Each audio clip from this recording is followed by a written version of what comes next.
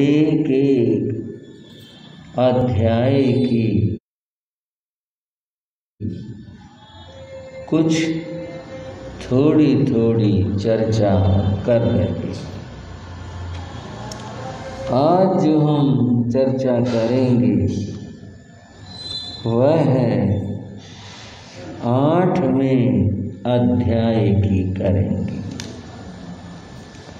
इस 8वें अध्याय का नाम है कापील्य अध्याय। कापील्य शब्द कपिल से बना है, जिसका अर्थ है कपिल से होने वाला। यह है कपिल कौन है, क्या व्यक्ति है, कौन है, ये जिज्ञासा होना सहज है। बंधुओं, कपिल नाम का एक व्यक्ति हुआ जिसने बाद में दीक्षा ली और फिर केवल ज्ञान प्राप्त किया और यूं फिर मोक्ष को पाया। ऐसी महान आत्मा का यह चरित्र है। उनके चरित्र के रूप में यह अध्याय। कपिल को हम कपिल ने कहकर कपिल मुनि कहते, क्योंकि इन्होंने मुनि जीवन स्वीकार किया था, फिर साधना की थी, केवल ज्ञान पाया था, मोक्ष प्राप्त की। कपिल मुनि का ये अध्याय बड़ा अद्भुत है। भटकते हुए मनुष्य के लिए बहुत शिक्षाप्रद है। मनुष्य संसार में भटक रहा है। अनंत जीव संसार में भटक रहे हैं। इनकी भटकन का कारण, यानी जीवों की भटकन का कारण मोह है। मोह के कारण से ये सब जीव संसार में भटक रहे हैं। वह जो मोह है, मोह कर्म है, उसके भेद है। उन भेदों में 4 कषाय और उनके भी भेद फिर 16 कषाय ये आते। 4 कषाय की बात आप जानते हो। क्रोध, मान, माया और लोभ, ये 4 कषाय चारों ही बड़े भयंकर हैं। जीव को भटकाने वाले। बंधुओं, समझने के लिए 4 कषायों में भी 2 कषाय प्रधान हैं और 2 कषाय उनके पीछे आने वाले।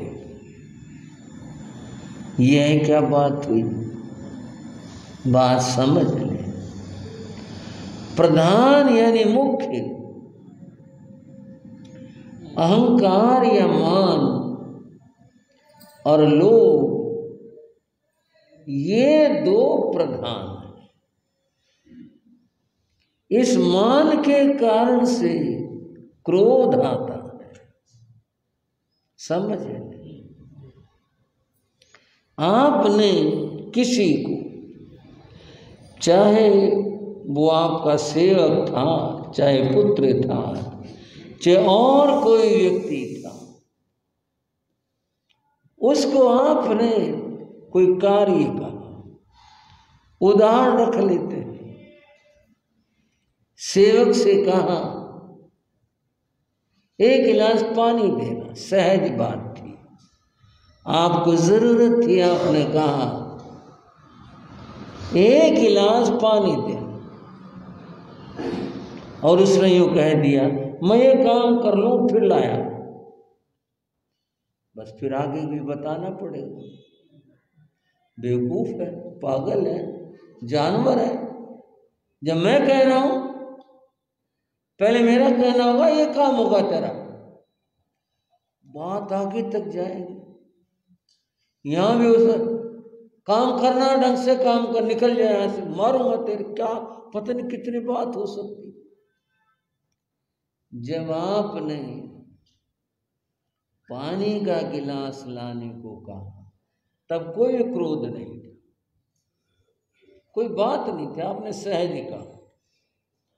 उसने अपने कुछ और बात बता दी या सुना नहीं, आपका ख्याल, आपसे मतलब आपको क्रोध नहीं बता रहा, मैं तो बहुत आशीर्वाद दे रहा हूं, व्यक्ति का उदाहरण दे रहा हूं।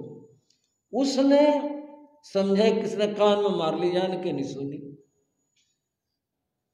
हो सकता है उसे सुनाई ना दिया। आपकी बात की जब उपेक्षा हुई, पूरी नहीं, कहना नहीं माना, तो इससे आपके अहंकार को, मान को ठेस लगी, ये मेरे को समझता ही नहीं, भाव आया ना, मैंने कहा और मैं समझता ही नहीं। अच्छा, मुझे कुछ नहीं समझता, इसकी क्या हैसियत, यहां क्रोध शुरू हुआ।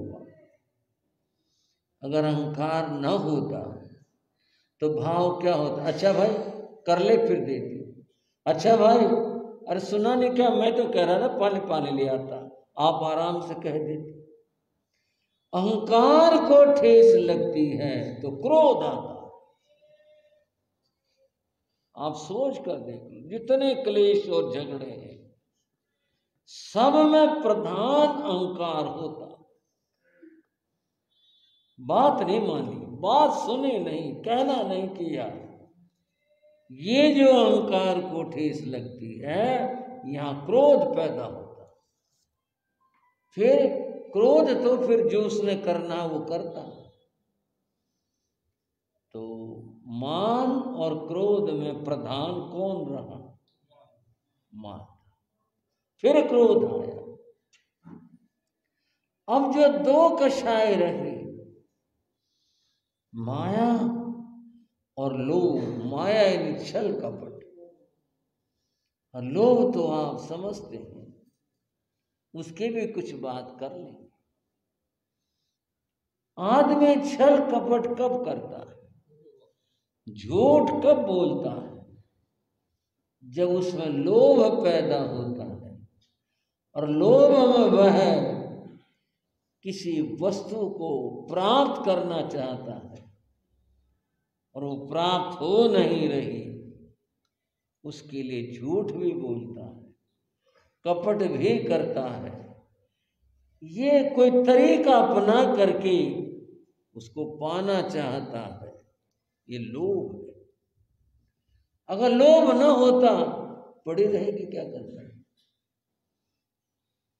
फिर तो भाव ही नहीं आता। तो लोभ है मन में तो फिर छल कपट का भाव आता है। लोभ की पूर्ति के लिए व्यक्ति छल और कपट करता है। दो कषाय प्रधान हुए, दो कषाय उसका अनुगमन करने वाले। अब बात आई अहंकार की और लोभ की, इनमें कौन प्रधान है, इन दोनों के अंदर? यहाँ पर कुछ दार्शनिकों में मतभेद है। वैदिक धर्म परंपरा में और पातंजल योग दर्शन में इनमें अहंकार को प्रधान माना कि जब तक अहंकार नहीं गलता तब तक मुक्ति नहीं होती। अहंकार होगा तो ही क्रोध आएगा, अहंकार होगा तो लोभ की बात, छल कपट की बात रहेगी। अहंकार हट जाए तो फिर ये सब दूर हो जाए। ये जो अहंकार है यह अंत में अपने स्वयं के रूप में रहता है। कैसे? मैं साधना करने वाला, मैं परमात्मा को पाने वाला, ये सूक्ष्म अहंकार जहाँ सब दूर हो जाए, केवल आत्म स्वरूप है, मैं हट जाए। लोभ है, ये भी बहुत सूक्ष्म हो जाता है। चीजें तो सब छोड़ देता है व्यक्ति, शरीर का मोह भी छोड़ देता है, कोई मोह इस लोभ का भाव नहीं रहता। परंतु एक चीज बहुत बाद में छूटती है और वो बनी रहती है, और वो जो बनी रहती है तब तक मोक्ष भी नहीं हो। और बनी क्या रहती है? वह मोक्ष का भी लोभ होता।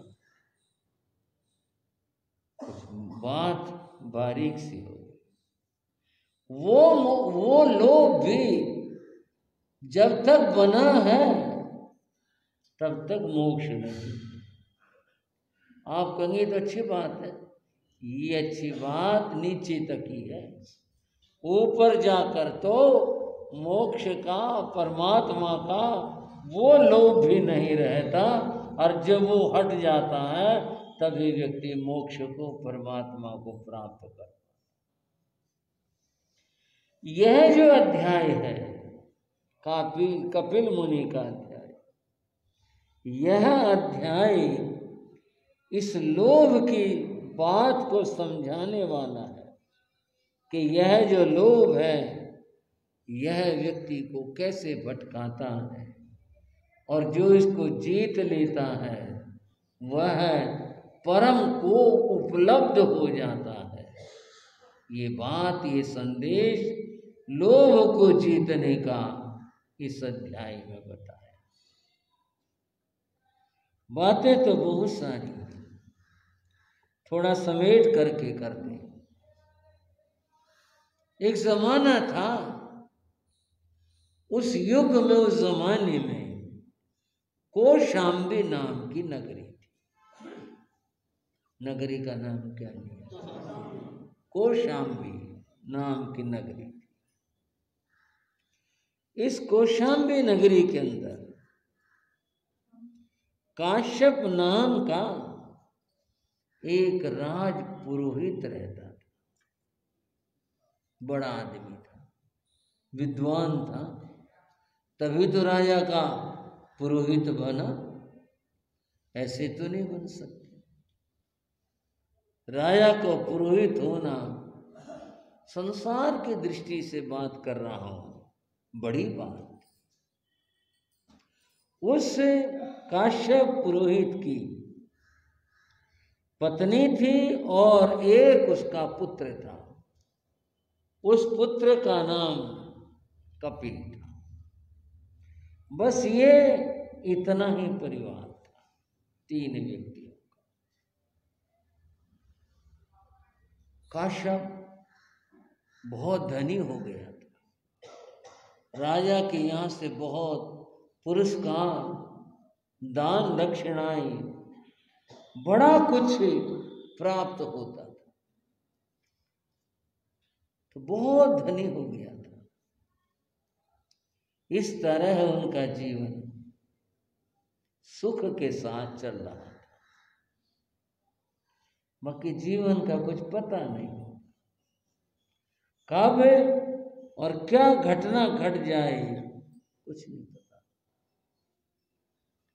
कुछ अचानक कोई बीमारी, कोई विशेष नहीं, कुछ हुआ, और हुआ यह है काश्यप पुरोहित उसकी मृत्यु हो गई।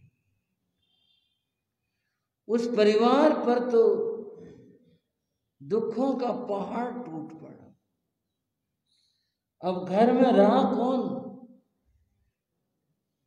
उसकी पत्नी और उसका एक छोटा बेटा, वही था, वो चला गया।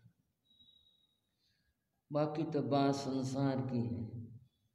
उसकी पत्नी बहुत रोई, बड़ा दुख मनाया, सबने उसको धैर्य दिया, कहा अब तो उसको तो भूल जा, अपना ध्यान अपने बेटे पर दे, इसको छोटा था वो पाल ले, इसको पढ़ा ले, और बड़ा होगा चलो सब दुख दूर हो जाएंगे, सब ठीक हो जाएगा, अपना ध्यान इसके ऊपर।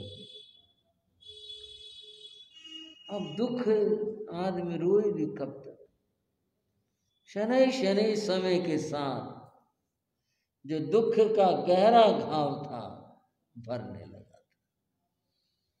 किसी ने कहा कितना भी हो गहरा घाव, कितना ही गहरा, धीरे धीरे भर जाता है। एक मरम है समय ऐसा जो सब रोगों का इलाज कर जाता है। इसका इलाज समय है और कोई चीज नहीं। इस जख्म को भरने वाला जो मरहम है वह है केवल समय। समय के साथ धीरे धीरे फूल पड़ती गई और फिर वो सामान्य जीवन जीने लगे। जो उनकी जायदाद और कुछ था, कुछ जमाने की ऐसी परिस्थितियां थी, उस पर तो क्या टिप्पणी करें कि वो राजा के यहाँ चली जाती थी। बहुत सारा उसका इस तरह से जो जायदाद वगैरह धन था वो राजा के यहाँ चला गया, ऐसे रिवाज थे। और वह काश्यप की पत्नी अपना गुजारा जो घर में था चीजें बेच बेच करके चलाया, कुछ काम भी कर लेती थी। उसका बच्चा बड़ा होता जा रहा था, कुछ समझने लग गया था, थोड़ा बड़ा हो गया। एक दिन गली में बाजे बजे, ढोल बजे, खूब सी आवाज हुई। और जब बाजे बजते हैं, ढोल बजते हैं, बच्चों का तो मनोरंजन होता है, घरों से बच्चे निकल आते हैं, वो भी साथ ही नाचने कूदने लगते हैं। ये किसका है किसका नहीं, उन्हें क्या मतलब। बच्चों को अगर बच्चों जैसा मन हो जाए कितना अच्छा हो जाए। बड़ा आदमी तो देखते ही ईर्ष्या करने लग जाता है। बोलो उनके ये हो रहा है, उनके यहाँ ये खुशी हो रही है, पता नहीं क्यों हो गया इनका।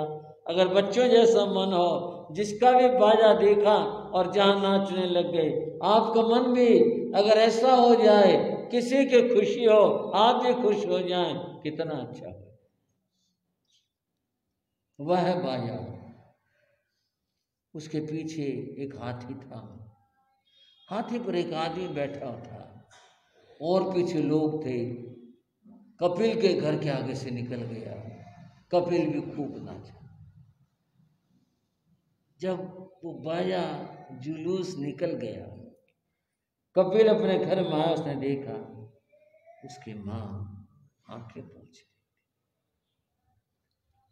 उसने पूछा, माँ तुम क्यों रो रही हो?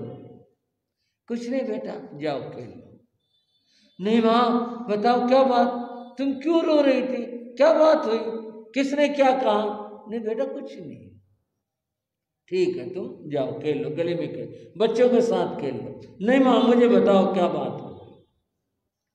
बच्चे ने जिद पकड़ी, जिद पकड़ ली तो माँ को मजबूर होकर बताना पड़ा और कहने लगे बेटा ये जुलूस अभी गया ना? बोले हाँ। इसके पीछे हाथी था? बोला हाँ हाथी था। उस पर एक आदमी बैठा था? बोले हाँ। ये बता रही ये जो आदमी बैठा था ना हाथी के ऊपर ये राज पुरोहित था? बोला अच्छा। उसे नहीं पता अभी तक? बोले अच्छा। तो उसने बताया पहले तेरे पिता राज पुरोहित होते, अगर आज वो होते इस हाथी पर बैठकर वो अपने घर पर आते, लेकिन तेरे पिता गुजर गए, उनके साथ ही सब चला गया। अब कोई खास खुशी का मौका था, राजा ने पुरोहित जी को बहुत पुरस्कार दिया, हाथी भी पुरस्कार में दे दिया। तो ये हाथी पर बैठकर अपने घर जा रहे हैं। बेटा अगर तेरे पिता होते तो आज वो घर आते। और यूँ कहकर वो अपने आंसू फिर न रोक सकी और सुना के फिर पहुंचे। बेटा माँ को चिमट गया, माँ ऐसे मत करो, रो मत, मैं बड़ा हो जाऊंगा, मैं राजपुरोहित बनूंगा और फिर हाथी पर बैठकर अपने घर आऊंगा मैं। माँ ने बालक के भोलेपन पर उसके सिर पर हाथ फेरा, उसकी कमर सहलाई। मैंने अच्छा बेटा माँ तुम ऐसे मत करो, मैं एक दिन जरूर आऊंगा। बेटा वो तो ठीक है पर तुझे बच्चा है ना, तुझे पता नहीं है राज पुरोहित ऐसे नहीं बना जाता। तो आप बताओ कैसे बनते हैं? मैं वही करूंगा जिससे मैं राज पुरोहित बनूं। बेटा इसके लिए बहुत पढ़ना होता है। अच्छा जब बहुत पढ़ लेता ना आदमी तो फिर वो राजपुरोहित, चाहे अपने राज में बने चाहे कहीं बने, तो राजपुरोहित बनता जब बहुत पढ़ ले। तो मैं ही पढ़ लूँगा, तू पढ़ता तो है नहीं। मैं तुझे कितनी बार कहता हूँ तू पढ़ा कर, तो एक बार भी नहीं पढ़ता। बता कैसे राजपुरोहित बनेगा? नहीं माँ अब मैं पढ़ा करूँगा, मुझे बताओ क्या करना है, कैसे करना है। पक्की बात है तू पढ़ेगा? हाँ माँ भाई पक्की बात है, मैं जरूर पढ़ूंगा। अब वह बड़ा हो गया था, यूँ अपनी कल्पना में मान कर चलते थे। 8-10 वर्ष का हो गया था। अब तक तो वो खेलता फिरा करता था, अब बड़ा हो गया था। माँ ने कहा तो पढ़ेगा, पक्का पढ़ो। तो बेटा देख यहाँ तो कौशाम्बी में तेरा प्रबंध नहीं हो सकता, पढ़ने बहुत मुश्किल है यहाँ तो। मैं अगर तू पढ़ना चाहता है तुझे श्रावस्ती भेज देती। एक और नगर था उसका नाम श्रावस्ती था। श्रावस्ती में इंद्रदत्त नाम का एक विद्वान था, उसका गुरुकुल चलता था, वो बच्चों को पढ़ाता था। और ये जो इंद्रदत्त था यह काश्यप पुरोहित का मित्र था। ये बात कपिल की माँ को पता थी अच्छे से। वो बोली तू श्रावस्ती चला जा, वहाँ इंद्रदत्त पुरोहित, वहाँ इंद्रदत्त विद्वान है, गुरुकुल चलाते हैं, तू वहाँ पढ़ ले फिर पुरोहित बन जाएगा। तो मुझे भिजवा दो, मैं वहाँ चला जाऊंगा और पढ़ूंगा। बोली अच्छा। उसने उसकी तैयारी कर दी, जो उस जमाने का था, कुछ कपड़े से बांध दिए, कुछ और कुछ खाने का रख दिया। पता चला कि एक आदमी श्रावस्ती जा रहा है। उसने उस व्यक्ति से संपर्क करके कहा भाई मेरे बेटे को तुम ले जाओ श्रावस्ती, वो छोटा है तुम ले जाना, और वहाँ गुरुकुल है, वहाँ इंद्रदत्त नाम के विद्वान हैं, वहाँ छोड़ आना, और मेरे पति काश्यप का नाम ले देना कि उसका बेटा वो रख ले। उसने कहा कोई बात नहीं ठीक। उसने कपिल की माँ ने उसको उस व्यक्ति के साथ भेज दिया। व्यक्ति गुरुकुल में ले गया, वहाँ जाकर बात बता दी। उसने कहा अच्छा ये काश्यप का बेटा है। वो खुश हुआ, उसने भी बच्चे को स्नेहपूर्वक दुलारा। तो काश्यप का बेटा है? अरे वो तो हमारा परम मित्र था, बहुत गहरा मित्र था, मैं तो उसे याद करता हूँ, मैं सोचा भी करता उसके परिवार का क्या हुआ, आज तुझे देख के बड़ी खुशी हुई। अच्छा, तो पढ़ने के लिए भेजा तेरी माँ ने? हाँ जी। तो रहो यहाँ, ठीक है, दाखिल हो जाओ और पढ़ा करो।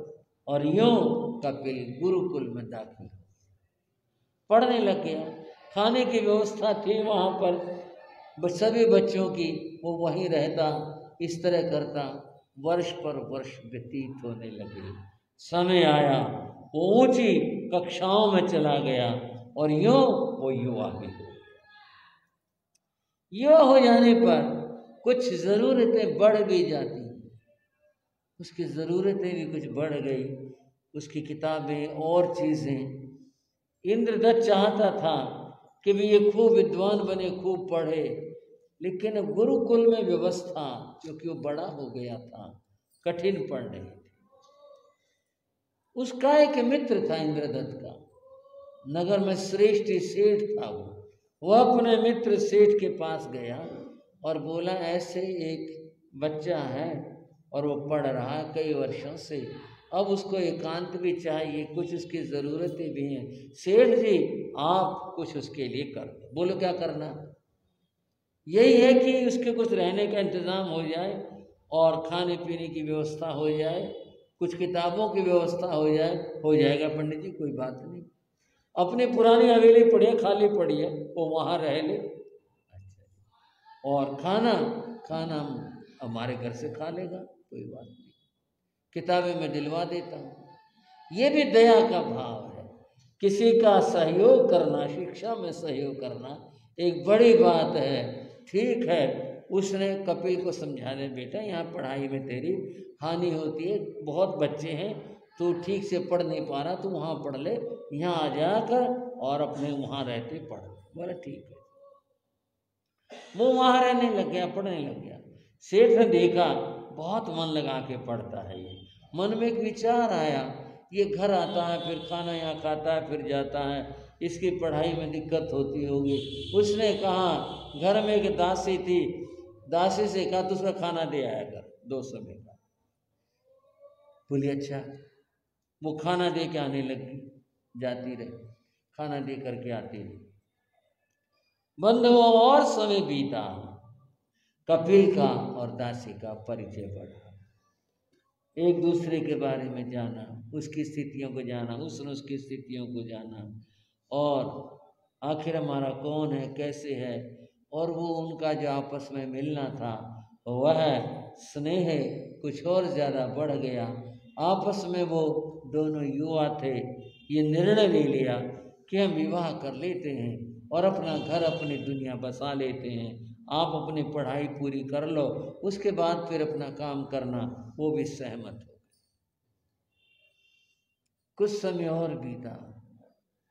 उसने, दासी ने कहा कपिल से कि देखो तुम्हारी पढ़ाई पूरी हो जाएगी जब, हम कहाँ जाएंगे? मैं तो अपने घर जाऊंगा। बोले सामाजिक दृष्टि से तो हमारा विवाह हुआ नहीं, तो फिर कोई घर अगर हमारा हो जहाँ हम रह सकें, ऐसी व्यवस्था देखो। उसने कहा मेरे पास तो पैसे हैं नहीं, मैं तो इनके तुम्हारे सेठ के खाना खाता हूँ, मेरे पास तो कोई व्यवस्था नहीं है, फिर कैसे बात बने? अगर मैं काम करता हूँ तो मेरी पढ़ाई में दिक्कत आएगी, क्या करना चाहिए? उस दासी ने उसको एक सुझाव दिया। सुझाव ये दिया, हमारे यहाँ का श्रावस्ती का जो राजा है वो बड़ा दयालु है। वह हर सुबह में, सुबह सुबह कोई ब्राह्मण उसके यहाँ जाकर आशीर्वाद दे तो वह उसको उस जमाने की माप के बाद 2 माशे सोना दान करता, स्वर्ण दान करता। तो अगर तुम वहाँ जाने लग जाओ तो तुम्हें 2 माशे सोना मिलेगा, और यूँ हर रोज जाते रहोगे, हमारे पास धन इकट्ठा हो जाएगा। वो बोला, वो मैं तो जानता नहीं। बोले इसमें जानने की क्या बात है, कोई भी ब्राह्मण हो जाए, जाकर कहे तो उसी को दे देता है। कपिल बोला ठीक है, तो आसान काम, मैं चला जाया करूँगा। उसने निश्चय कर लिया और दूसरे दिन वह सुबह जहाँ राजमहल था, जहाँ राजा बैठता था, वहाँ पर गया, जैसे ही पहुँचा जो पहरेदार थे उन्होंने कहा क्या बात है? बोले मैं ब्राह्मण हूँ, दान लेने आया। बोले वो तो दे चुके, एक कोई देते हैं, वो तो चला गया लेकर के।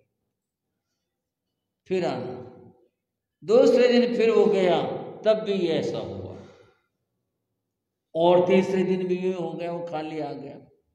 उसने कहा ये बड़ा है, और कोई कोई आ जाता है, मैं सबसे पहले जाकर के बैठूंगा ताकि और कोई आ ही ना सके। ऐसा सोचकर चिंताओं में था वह, और ध्यान कुछ रहा नहीं। अर्धरात्रि आधी रात को घर से उठकर चल दिया। ये नहीं सोचा ये समय है, ये समय कोई जाने का नहीं है, इस तरह समय पर जाना चाहिए, और चल दिया। जा रहा था, जैसे वो बाजार से गुजर रहा था, चौकीदार पहरे पर थे।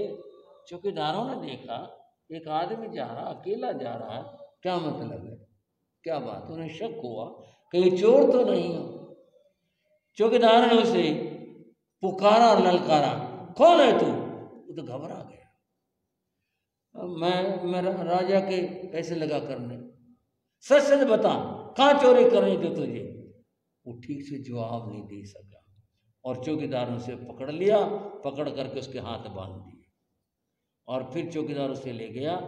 उसने बहुत कहा, बोले नहीं नहीं तेरा फैसला राजा साहब करेंगे, और उसको ले जा करके जहाँ ऐसे अपराधियों को रखा जाता था वहाँ जा करके रख। वो रात भर बड़ा रोया, बोले ये तो बहुत बुरा हो गया मेरे साथ में, अब क्या होगा? राजा मुझे क्या सजा देंगे? मैं आया किस लिए था, और मैं गुरुकुल में पहुंचूंगा नहीं, आचार्य मुझे क्या कहेंगे? सेठ को पता चलेगा कि मेरे को चोरी में पकड़ा है, वो मुझे निकाल देंगे। वो बहुत दुखी हुआ, रात भर रोता रहा।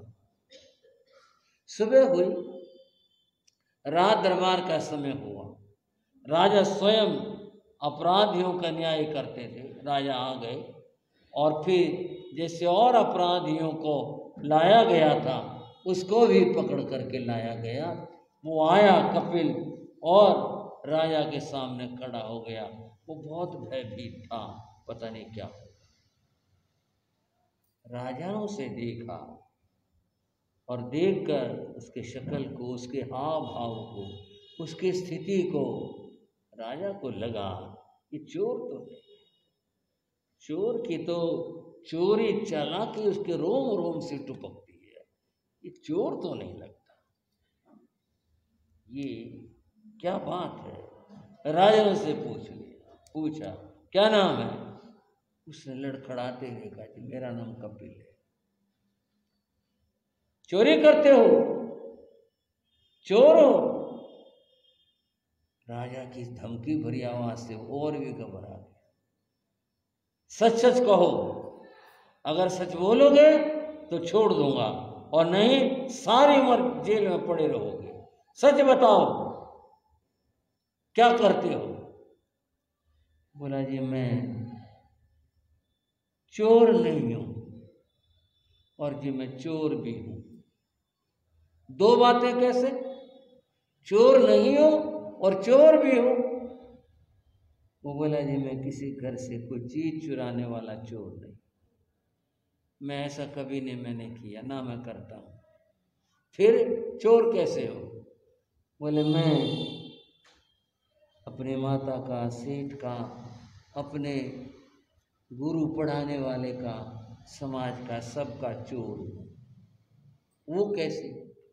उसने सारी बात बता दी कि जी ऐसे ऐसे हो गया, हमने विवाह करने का निर्णय ले लिया, अब सेठ से ये चोरी हो गई, अपने गुरु से भी चोरी हो गई, माँ से भी चोरी हो गई, मुझे नहीं पता था, और उसी ने मुझे बताया कि तू वहाँ जा और राजा तुझे सोना दे देंगे, मैं तुझे लेने आया था। उनका तो मैं चोर हूँ, और मैंने कोई चोरी नहीं। राजा उसकी सत्य बात पर प्रसन्न हो गया, इसने पूरी बात सत्य कही, विश्वास हो गया। बोला अच्छा तुमने सच बोला है, चलो मैं तुम्हें छोड़ता हूं, और इतना भर नहीं, मैं तुम्हें पुरस्कार भी देना चाहता हूँ। बोलो तुम क्या चाहते हो, जो तुम्हें मांगना हो आज मांग लो, मैं तुम्हें वही दे दूंगा। इतना बड़ा निमंत्रण मिला, जो मांगना हो। वो सोच में पड़ गया। राजा ने देखा निर्णय नहीं कर पा रहा। राजा बोला जाओ बगीचे में चले जाओ और फिर घंटे भर बाद आ जाना, सोच कर आ जाना, तुम्हें क्या चाहिए, क्या मांगना है, जो कहोगे वही दे दूंगा, जाओ चले जाओ। उसकी हथकड़ी खोल दी और वह उस बागीचे में चला गया। जाकर कुछ सोचने लगा।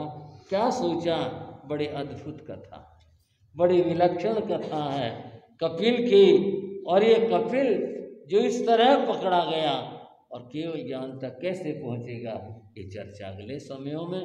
आज की चर्चा यहीं तक। बंधुओं, महान पवित्र दिन चल रहे हैं धर्म ध्यान के, और दीपावली का पावन अवसर है। मैं आप सब भाई बहनों को कह रहा हूँ, भगवान महावीर के नाम मंत्र का अधिक से अधिक जाप करो। ओम भगवते श्री महावीराय नमः या श्री महावीराय नमः ज़्यादा से ज़्यादा जाप करोगे तो आपके लिए, सबके लिए बहुत